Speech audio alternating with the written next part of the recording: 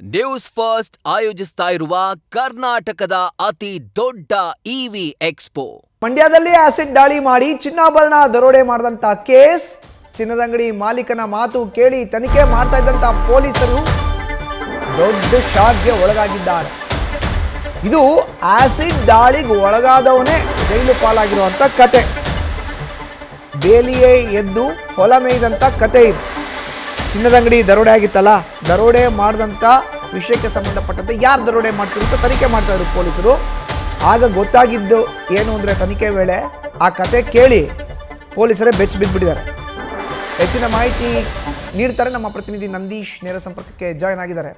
Nandish, acid ದಾಳಿಗೊಳಗಾದಂಥ ಚಿನ್ನದ ಅಂಗಡಿ ಮಾಲೀಕನೇ ಕಳ್ಳತನ ಮಾಡಿಸಿರೋ ಅಂಥ ಕತೆ ಇದು.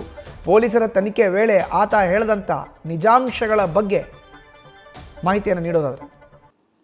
ಖಂಡಿತ ಮಧುಸೂದನ್, ಮಂಡ್ಯ ಜಿಲ್ಲೆ ಪಾಂಡುಪುರ ತಾಲೂಕಿನ ಕ್ಯಾತನಹಳ್ಳಿ ಗ್ರಾಮದ ಮಹಾಲಕ್ಷ್ಮಿ ಜ್ಯುವೆಲರ್ಸ್, ಅದು ಜಿತೇಂದ್ರ ಎಂಬುವನಿಗೆ ಸೇರಿದಂತಹ ಚಿನ್ನದ ಅಂಗಡಿ. ಆ ಒಂದು ಚಿನ್ನದ ಅಂಗಡಿಯಲ್ಲಿ ಆಸಿಡ್ ದಾಳಿಯನ್ನ ಮಾಡಿ ಮಾಲೀಕನಿಗೆ ಆಸಿಡ್ ಅನ್ನ ಎರಚಿ ಬಳಿಕ ದರೋಡೆಯನ್ನ ಮಾಡಿ ಸುಮಾರು 170 ಗ್ರಾಂ ಚಿನ್ನ ಹಾಗೆ 8 kg ಬೆಳ್ಳಿಯನ್ನ ದರೋಡೆಕಾರರು ಎತ್ಕೊಂಡೋಗಿದ್ದಾರೆ ಎಂಬ ನಿಟ್ಟಿನಲ್ಲಿ ಒಂದು ದೂರು ದಾಖಲಾಗುತ್ತೆ. ಫೆಬ್ರವರಿ 10ನೇ ತಾರೀಕು, ಅಂದ್ರೆ 10ನೇ ತಾರೀಕು ಇದಕ್ಕೆ ಸಂಬಂಧಪಟ್ಟಂತೆ ಆತ ಏನು ಖಾಸಗಿ ಆಸ್ಪತ್ರೆಯಲ್ಲಿ ಚಿಕಿತ್ಸೆಯನ್ನು ಪಡೆಯೋದಕ್ಕೆ ಹೋಗ್ತಾನೆ. ಆ ಸಂದರ್ಭದಲ್ಲಿ MLCಯು ಕೂಡ ಆಗುವಂಥದ್ದು. ಅದರಲ್ಲಿ ಎಲ್ಲಾ ರೀತಿಯ ಮಾಹಿತಿಗಳನ್ನ ಆತ ಕೊಟ್ಟಿರ್ತಾನೆ.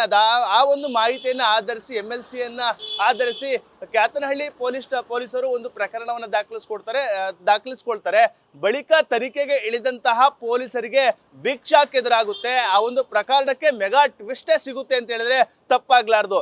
ಏನು ಚಿನ್ನದ ಅಂಗಡಿಯ ಮಾಲೀಕ ಜಿತೇಂದ್ರ ಏನು ದೂರನ್ನ ಕೊಟ್ಟಿದ್ದ, ಆ ದೂರೇ ಸುಳ್ಳು ಎಂಬುದು ಇದೀಗ ಮಾಹಿತಿಗಳು ಕೂಡ ಲಭ್ಯ ಆಗ್ತಾ ಇರುವಂತದ್ದು. ಅಂದ್ರೆ ಆತ ರಾಜಸ್ಥಾನಕ್ಕೆ ತನ್ನ ಚಿನ್ನಾಭರಣಗಳ ಜೊತೆಗೆ ಎಸ್ಕೇಪ್ ಆಗೋದಕ್ಕೆ, ಅಲ್ಲಿ ಹೋಗಿ ಸೆಟ್ಲ್ ಆಗೋದಕ್ಕೆ ಎಲ್ಲಾ ರೀತಿಯ ಪ್ಲಾನ್ ಅನ್ನ ಮಾಡ್ಕೊಂಡಿದ್ದ.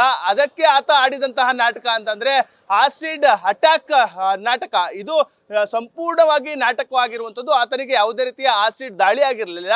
ಜಿತೇಂದ್ರನೇ ಒಂದು ಪ್ಲಾನ್ ಅನ್ನ ಮಾಡ್ತಾನೆ.